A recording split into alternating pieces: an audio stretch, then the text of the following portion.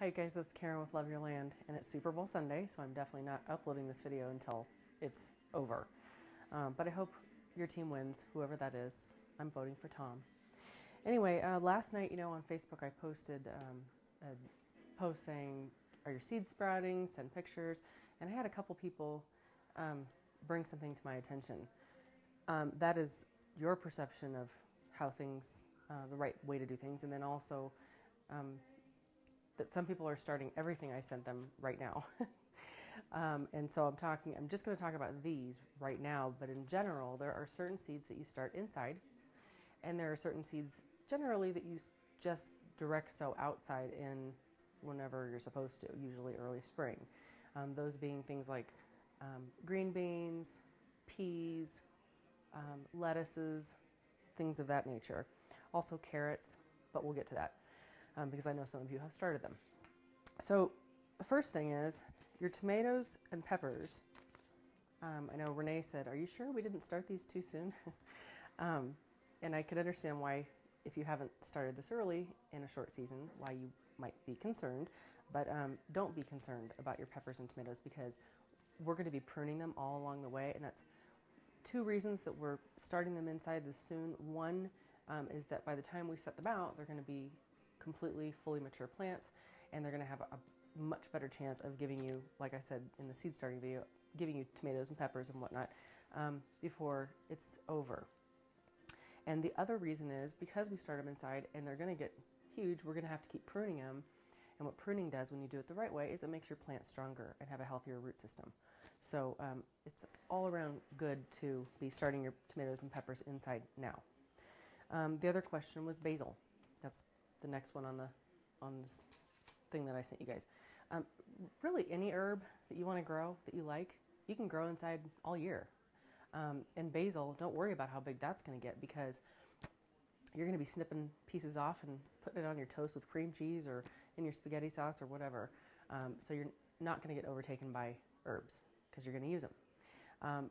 One other tip about basil that I learned actually about myself this last season, was I always kept my basil in containers, in pots, and I keep them right outside on the deck. But this last year, I decided to get crazy, and I started them inside, but then I transplanted them out in the big garden, which is pretty far from my house. I mean, it's not that far, but it's far enough where once your basil gets really mature, it'll start to flower. And so you have to be on it. You have to be picking those little flower buds off every single day, because once it starts flowering, that tells the plant, "Oh, we're done growing. Now we want to propagate." So I would suggest keeping your herbs, especially basil, close to your house, close to you.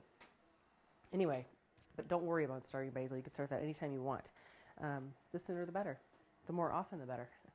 The other one that I was a little concerned about is that some people are starting their carrots inside.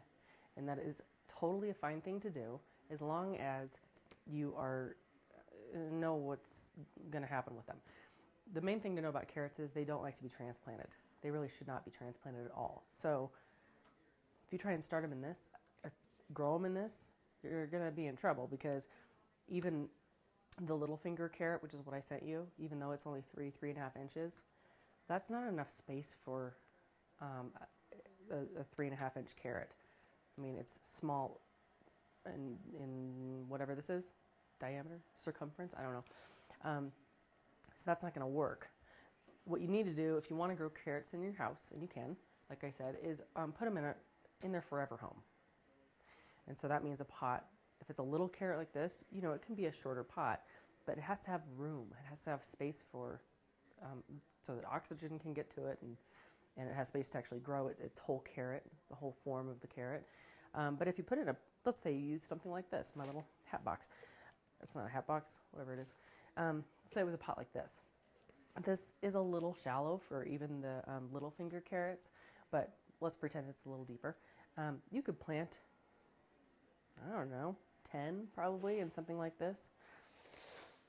So that's fine. Again, it's fine to plant your carrots inside, some of them, but you just need to make sure that you don't start them in starter pots like this. You start them in their forever homes. The last one here in what I sent you was the pickling cucumber. I don't recommend starting these now because they grow really fast. And I know that some of you already have, and it's okay. You probably have some seeds left, and so you'll be able to start some a little bit later. And yes, start them inside, but not just yet, because what's going to happen is they grow really fast, and you're going to have, I keep looking over here because I remember I did this, I think my first year I started seeds inside.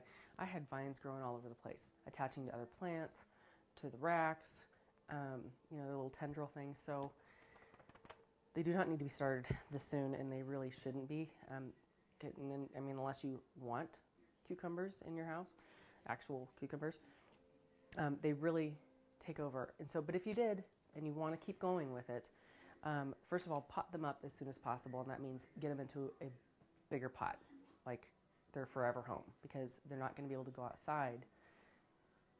They're going to be mature plants before they can ever go outside. And with the tomato and pepper, that's fine. Cucumber, you're going to need to trellis them, support them in some way. You can't let them vine out this way, probably, unless you have like a gigantic house.